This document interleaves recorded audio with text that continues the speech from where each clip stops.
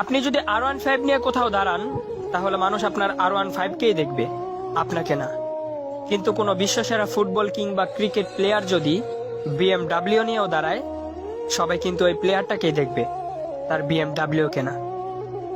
আপনি যদি 10,000 টাকা দামের গেঞ্জি আর প্যান্ট পরেন, তাহলে মানুষ আপনার গেঞ্জি আর প্যান্টটাকেই দেখবে, আপনাকে না।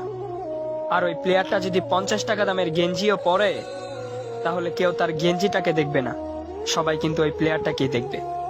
তাই আইফোন লাগবে, DSLR লাগবে, বাইক লাগবে, বাবা মাকে এত প্যারা না দিয়ে, ব্র্যান্ডের পিছনে না ছুটে নিজেকে ব্র্যান্ড বানানোর চেষ্টা করুন।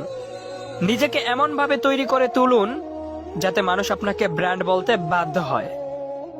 আর আপনি যখন ব্র্যান্ড হয়ে যাবেন, তখন আপনার 20 টাকা দামের ছেঁড়া রুমালটাও নিলামে বিক্রি হবে লক্ষ টাকায়। আর একটা কথা মনে রাখবেন, জ্ঞান অনেকেই দিবে, কিন্তু আল্লাহ